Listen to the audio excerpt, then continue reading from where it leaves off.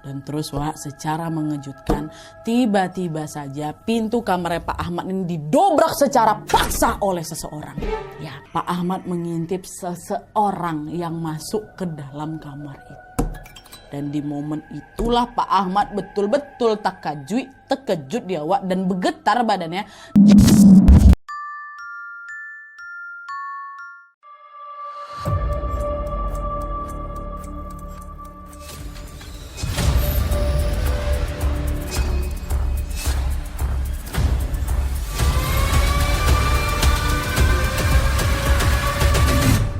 Subscribe Animasi Cerita Horor.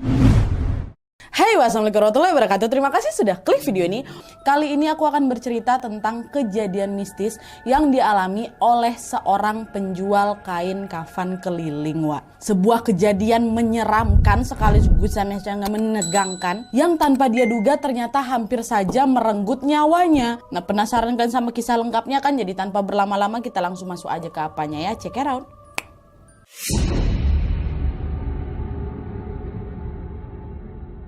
Oke Wak, jadi kisah horor kali ini datang dari wawa aku yang minta disebut namanya Dewi. Hai Dewi. Nah, kisah yang Dewi sampaikan ini Wak dialami langsung oleh Pak D-nya Dewi yang namanya Pak Ahmad. Nah, peristiwa ini terjadi pada saat Dewi masih duduk di bangku SMP ya, sekitar tahun 2008 gitu lah Wak. Nah, sebelum kita masuk lebih jauh ke ceritanya, aku mau ceritain sedikit nih Wak ya tentang latar belakang dari Pak D-nya Dewi atau Pak Ahmad ini ya. Nah, jadi Wak, beliau ini adalah sosok yang memiliki kepribadian yang sangat baik kali Wak. Beliau ini suka berbagi dengan orang-orang sekitar di tengah segala keterbatasan ekonomi keluarganya sendiri. Nah, selain itu Wak, beliau ini juga dikenal sebagai orang yang sangat soleh. Setiap hari ngaji dan setiap mendengarkan azan tanpa menunda-nunda, beliau langsung mendirikan sholat berjamaah di masjid Wak. Nah, meskipun hidup dalam kesederhanaan, Pak Ahmad ini gak pernah ngeluh. Beliau selalu bersyukur dan tawadhu Wak dengan apapun yang diberikan oleh Allah Subhanahu wa Ta'ala kepada beliau. Untuk memenuhi kebutuhan sehari-hari Wak, Pak Ahmad ini bekerja sebagai penjual kain kafan keliling. Maklum memang Wak, di sekitar wilayah tempat Pak Ahmad ini tinggal, jarang tuh ada toko-toko yang menyediakan kain kafan. Jadi Pak Ahmad selalu menjajakan jualannya ini setiap hari dari satu desa ke desa yang lain, dan tidak jarang juga beliau ini juga berjualan di kecamatan yang berbeda yang cukup jauh dari rumahnya. Setiap harinya Pak Ahmad ini berangkat dari pagi dan biasanya pulang ke rumah itu saat matahari sudah mulai terbenam. Dan saat kembali ke rumah Wak, biasanya dagangan Pak Ahmad ini udah habis terjual loh, dan uang dari hasil jualannya ini selalu beliau berikan kepada istrinya untuk kebutuhan keluarganya sehari-hari. Kenapa Nadia dagangan Pak Ahmad ini selalu habis jual kain kafan tiap hari orang mati di sana? Nah gini Wak, hal ini kata Dewi ya, hal ini dikarenakan beliau ini tinggal di sebuah kota kecil yang terkenal sebagai tempat eksekusi para narapidana kelas kakap. Kalian tahu sendiri lah kan di mana kan. Oke. Nah, kecamatan tempat Pak Ahmad ini tinggal Wak, aksesnya itu cukup jauh memang menuju ke pusat kota. Jadi tempat banyaknya toko yang menjual kain kafan itu cuma ada di pusat kota aja. Makanya ketika warga di daerah tersebut ingin membeli kain kafan untuk menguburkan jenazah, kan mau nggak mau mereka harus menempuh jarak yang nggak dekat kan menuju ke pusat kota. Karena hal inilah Pak Ahmad pun kemudian memutuskan untuk menjalani profesi penjual kain kafan keliling. Dan selain sebagai salah satu upaya menafkahi keluarganya Wak, hal itu juga beliau lakukan untuk memudahkan warga di daerah tempat tinggal mereka itu yang juga membutuhkan kain kafan bisa lebih gampang nih belinya kayak gitu. Nah, sampailah tiba pada suatu hari Wak, seperti biasa nih Pak Ahmad berangkatlah dari rumah kan di pagi hari setelah sarapan dan mulai berkeliling menjajakan dagangannya di sekitar rumahnya hingga menuju ke beberapa wilayah yang jauh dari tempat tinggalnya. Tapi entah kenapa tumben-tumben pula tuh hari itu tidak ada seorang pun yang membeli kain kafannya Pak Ahmad. Sehingga dagangan Pak Ahmad ini belum laku satu pun Wak sepanjang hari itu. Padahal di hari-hari biasa kain kafan Pak Ahmad ini selalu laku terjual loh. Entah satu atau dua buah lah yang pasti akan selalu ada yang beli. Tapi meskipun sampai menjelang siang nih Wak, dagangannya belum juga ada yang laku satu pun. Dan pada saat itu Pak Ahmad masih positif thinking nih Wak, dan beliau belum mau balik ke rumah. Ini kan masih sore, aku lanjut jalan aja lah dulu, siapa tahu nanti ada yang beli. Gitu pikirnya Pak Ahmad kan. Nah tapi Wak, sayangnya sampai menjelang maghrib nih dagangannya Pak Ahmad enggak juga ada yang laku satu pun. Hingga kemudian Kemudian beliau berpikir, ya udahlah, namanya juga jualan ya kan, mungkin hari ini belum ada rezekinya gitu. Akhirnya karena beliau ini juga kelelahan setelah jualan keliling seharian, Pak Ahmad pun memutuskan untuk mampir tuh ke musola terdekat untuk istirahat dan juga sholat maghrib terlebih dahulu sebelum nantinya balik ke rumah. Dan memang sudah kebiasaannya Pak Ahmad, setiap kali beliau ini berjualan lumayan jauh, beliau selalu menyempatkan sholat di masjid terdekat. Takutnya kan kalau misalnya sholat di rumah nanti waktu maghribnya udah keburu habis kayak gitu. Nah setelah selesai sholat maghrib kan, Pak Ahmad ini duduk-duduk bentar lah itu di teras musola tuh kan untuk melepas lelah.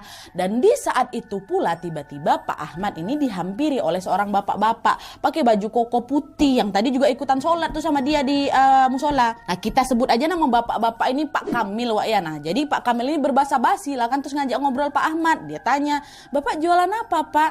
"Oh ini saya jualan kain kafan," gitu. "Masya Allah, gimana hari ini pasti rame ya Pak ya?" Kata si Pak Kamil kan. "Alhamdulillah Pak, biasanya rame tapi hari ini belum ada yang laku," katanya. "Oh alah, emang Pak Ahmad ini asalnya dari mana?" "Kayaknya bukan dari sini ya Pak ya, Bapak belum pernah saya lihat di sini," kata Pak Kamil kan. "Oh iya Pak, saya dari desa X," kata Pak Ahmad.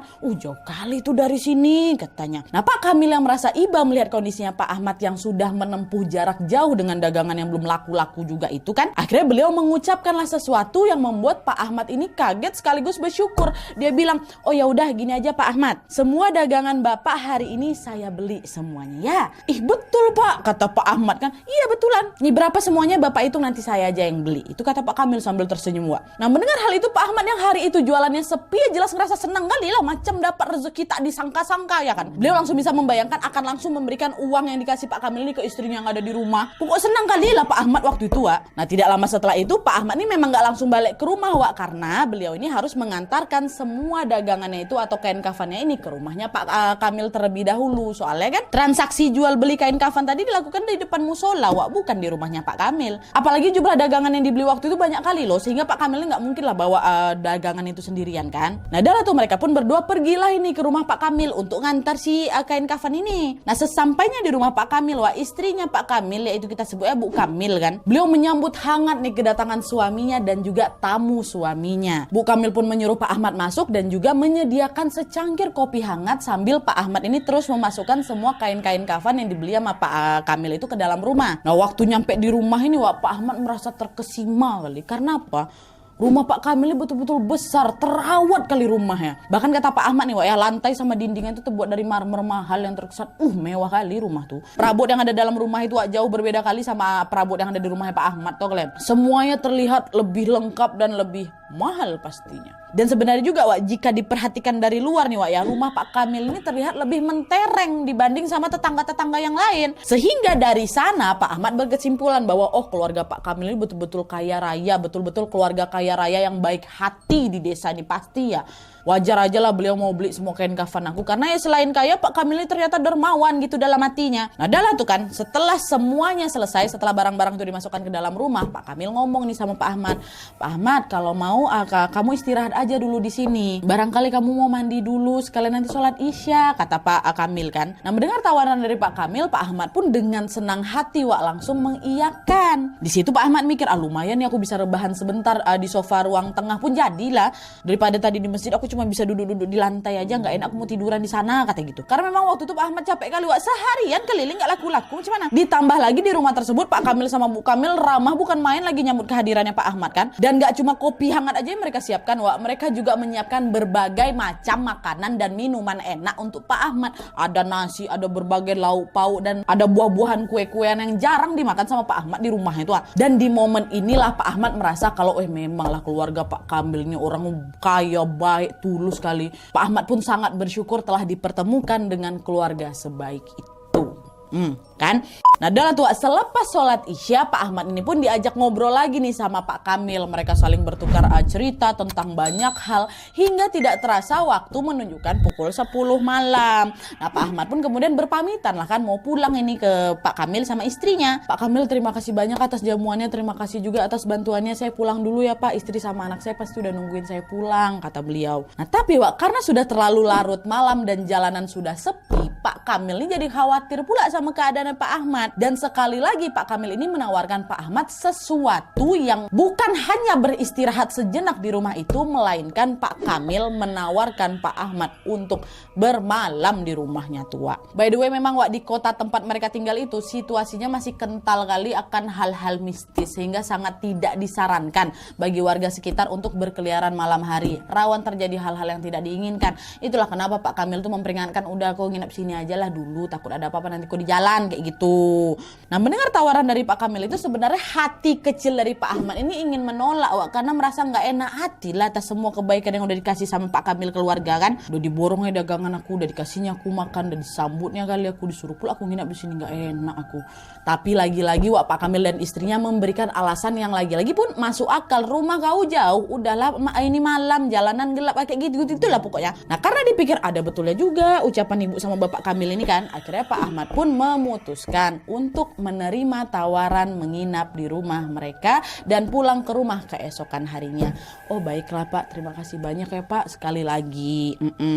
Nah, mendengar jawaban A dari Pak Ahmad, Bu Kamil pun langsunglah itu mengantarkan Pak Ahmad untuk beristirahat di salah satu kamar di rumah tersebut. Pak Ahmad pun masuk, beres-beres, dan dia mau istirahat nih. Nah, tidak lama setelah itu, tepatnya jam 10.15 malam, tiba-tiba aja Pak Kamil sama istrinya ngetok pintu kamar Pak Ahmad.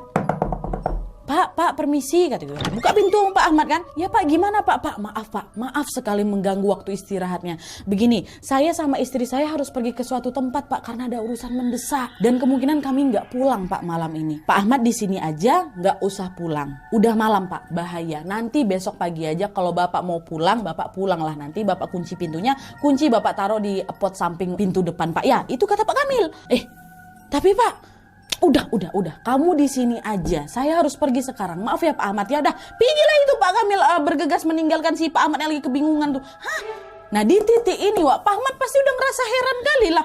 Kok bisa-bisanya mereka berdua ini membiarkan orang yang baru mereka kenal loh menginap di rumahnya tanpa ada mereka di rumah. Apa Pak Kamil nggak takut barang-barangnya aku curi gitu? Secara mereka baru aja ketemu beberapa jam yang lalu loh. Ditambah lagi selama berada di rumah itu Wak, Pak Ahmad juga tidak melihat keberadaan anggota keluarga Pak Kamil lainnya. Macam anaknya kah, adiknya kah, siapa yang nggak ada. Cuma mereka berdua ini ditengok seharian tuh sama Pak Ahmad. Jadi kalau mereka berdua pergi ya betul-betul Pak Ahmad sendirian lah di rumah itu. Tapi ya udahlah, waktu itu kan mungkin memang Pak Kamil ini lagi ada urusan mendesak kali. Dah Pak Ahmad pun tutup pintu, balik lagi nih ke kasur. Nah, tapi Wak, meskipun sudah berusaha untuk berpikir positif nih, Pak Ahmad tetap saja merasa nggak enak hati malam tuh. Pak Ahmad jadi nggak bisa tidur Wak, dan terus merasa gelisah. Dan sampailah pada suatu waktu, entah karena alasan apa, tiba-tiba aja Pak Ahmad ini mendadak bangun dia dari kasurnya dan membuka semua pakaian yang dia kenakan Wak. Terus udah dibuka ya, Pak Ahmad balik kan itu baju tuh. Jadi baju dalam tuh dibalik jadi baju luar, paham kalian kan? Udah dibalik baru dipakai lagi. Dan selain itu nggak cuma baju aja loh, Pak Ahmad ini juga membalikan posisi kasur tempat dia beristirahat tadi. Jadi posisi kasur yang bagian bawah tuh diputar sama Pak Ahmad jadi posisi bagian atas. Pak Ahmad sendiri pun nggak tahu nih kenapa dia melakukan hal itu. Mungkin karena beliau ini merasa sangat tidak nyaman berada di kamar tersebut. Baju dibalikkan dipakai, kasur ini balikannya baru dipakai lagi. Nah, tuh kan Wak, tidak lama kemudian Pak Ahmad pun mencoba kembali memejamkan matanya. Tapi sayangnya lagi-lagi Pak Ahmad tetap nggak bisa tidur. Beliau merasa ada sesuatu yang aneh gitu sama dirinya Wak, entah apa. Nah, Pak Ahmad yang memang kesulitan tidur ini pun akhirnya kemudian memutuskan masuk dia Wak ke dalam kolong ranjang dengan posisi telungkup dan kepala ini menghadap ke ujung ranjang. Sehingga Pak Ahmad ini masih bisa ngintip keadaan di luar walaupun memang dia berada di kolong kasur. Kalian kebayang ya? Sambil telungkup tapi kepalanya di ujung ranjang. Dan di sini Wak, Pak Ahmad terus tuh melapalkan doa-doa untuk bisa meredakan ketakutan yang ada dalam hatinya malam itu. Pokoknya entah kenapa nggak enak aja perasaannya Pak Ahmad ini kan Wak. Dan betul aja nih, tepat jam 11 malam ketika Pak Ahmad sudah mulai ngerasa terkantuk-kantuk tuh, tiba-tiba saja beliau merasa hawa dingin yang tidak biasa Wak. Di luar rumah tuh juga terdengar angin mulai tuh berhembus kencang. Dan membuat pohon-pohon tuh berbunyi. Dan yang lebih mengherankan sekaligus bikin Pak Ahmad ini ketakutan Wak, angin yang semula berputar-putar di luar rumah tuh secara mengejutkan tiba-tiba berembus di dalam kamarnya. Terbayang Glenn? Sontaklah hal itu pun langsung membuat bulu kuduk merinding. Ngapa nih? Kok jadi ke dalam gini? Apanya Wak? Apanya? Apa tadi? Suaranya. Udah gak betul nih, aduh gak enak perasaan aku. Udah naik ini semua bulu kuduk ya kan. Dan gak sampai di situ aja Wak. Di waktu yang bersamaan dari arah luar pintu, tiba-tiba saja terdengar suara gemerincing. Gemerincing, tring, ning, ning, ning, ning. Macam orang lagi jalan pakai gelang kaki, tau kalian kan? Ning, ning, ning, ning, ning. Kok ada suara gelang kaki. Dan kemudian Pak Ahmad juga mencium sebuah bau wangi kemenyan. Nyengat kali Wak. Sontak semua hal ganjil itu pun langsung membuat Pak Ahmad menjadi sangat ketakutan. Badannya bergetar hebat Wak di bawah kolong apa tuh. Tapi beliau nggak berani nih ngelihat atau keluar dari kolong ranjang tuh supaya tahu siapa yang lagi datang gitu kan. Beliau tetap di bawah kolong ranjang sambil terus membaca doa-doa. Tapi ternyata lidahnya lama-lama terasa kaku Wak. Macam ada sesuatu yang melarangnya untuk berdoa gitu Wak. Tapi walaupun di tengah rasa takut ya Pak Ahmad terus tuh baca doa apa aja yang bisa, ayat kursi, al-falaq, anas, al-ikhlas semuanya. Dan tanpa henti juga Pak Ahmad memohon perlindungan kepada Allah Subhanahu wa taala supaya dilindungi. Tapi Wak ya semakin Pak Ahmad ini berdoa, suara gemerincing itu bukan yang hilang, bukan, justru terasa makin dekat, makin gede juga suaranya. Hingga seketika beliau mendengar suara pintu kamar diketuk dari luar. Mendengar suara pintu diketuk, awalnya Pak Ahmad ini pikir, oh Pak Kamil sama istrinya ini jangan-jangan. Tapi makin lama kok suara ketukan itu makin kencang, seolah-olah memaksa Pak Ahmad ini buat keluar bukain pintu gitu loh Wak. Kayak gitu. Aduh sakit juga ya. Nah pada saat ketukan kencang ini terdengar, disitulah beliau makin merasa takut lagi Wak. Dan memutuskan tuh, oh enggak betul nih, aku biar aja lah di bawah kolong ini ya. Makin gak mau buka pintu tuh, biar aja. Beliau tahan napas dan sambil berdoa dalam hati Wak. Dan terus Wak, secara mengejutkan, tiba-tiba saja pintu kamar Pak Ahmad ini didobrak secara paksa oleh seseorang. Ya, dari bawah kolong ranjang Pak Ahmad ini ngintip kan. Pak Ahmad mengintip seseorang yang masuk ke dalam kamar itu. Dan di momen itulah Pak Ahmad betul-betul terkejut dia Wak, dan bergetar badannya karena beliau melihat ada sosok menyeramkan yang masuk ke dalam kamar itu. Sosok menyeramkan, bukan Pak Kamil, bukan Bu Kamil, bukan. Nah sosok itu adalah sosok nenek-nenek berbaju putih lusuh, berambut panjang, rambutnya juga warna putih menjuntai dia ke lantai, kukunya hitam Wak, panjang-panjang. Dan yang lebih menakutkan lagi, Pak Ahmad melihat wajah nenek tersebut hancur berantakan Wak. Ada beberapa bagian dari wajahnya itu yang macam gak utuh tuh datang nenek. Dan nenek itu Wak, kalian tahu tampak seperti lagi macam ngendus-ngendus, macam lagi cari sesuatu gitu loh, sambil berkata dengan suara yang sangat menyeramkan. Aku mambu nih manusia, tapi nengendi iki ora ono. Terus sosok tuh ngucap lagi Wak, nengendi kowe, Rini yo, ayo melu aku.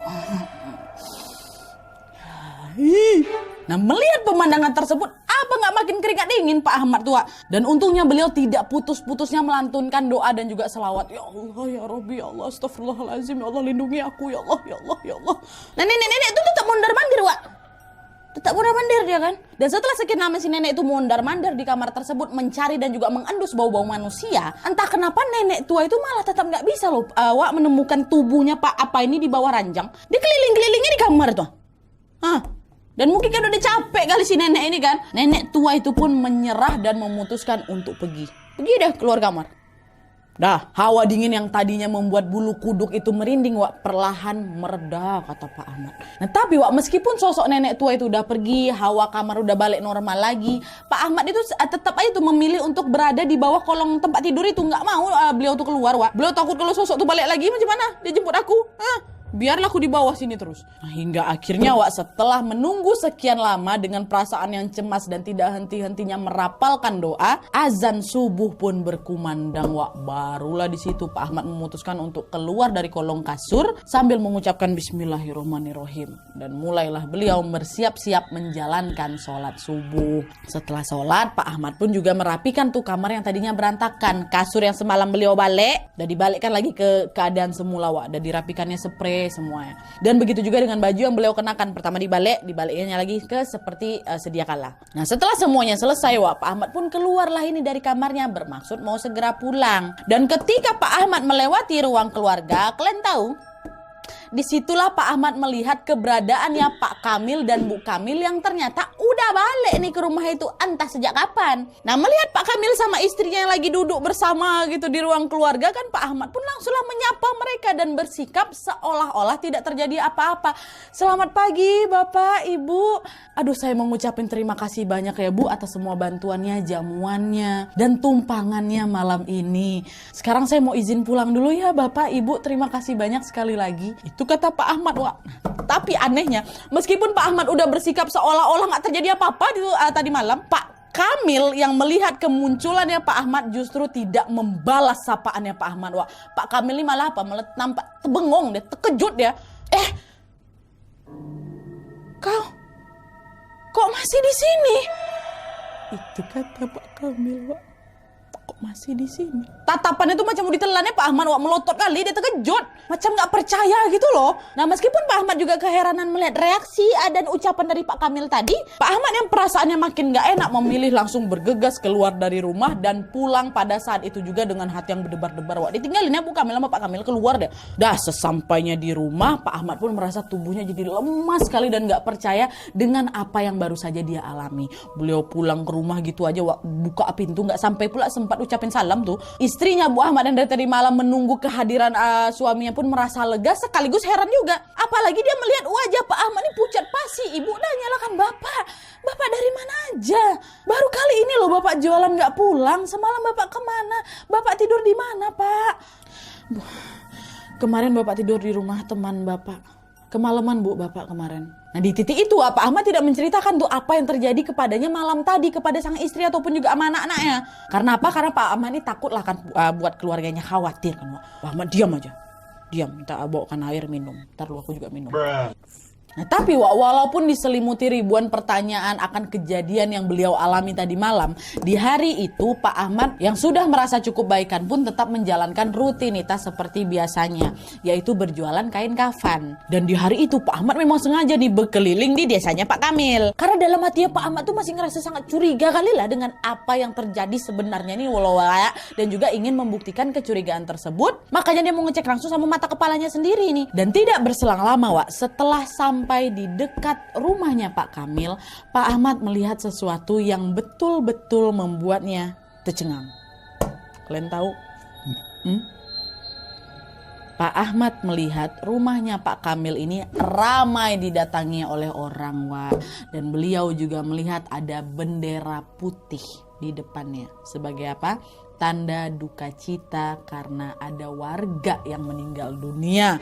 Nah, Pak Ahmad yang ingin tahu tentang apa yang sebenarnya terjadi pun langsunglah mendekat ke arah rumah tersebut kan, Wak, dan bertanya nih kepada salah seorang warga yang memang ada di sana.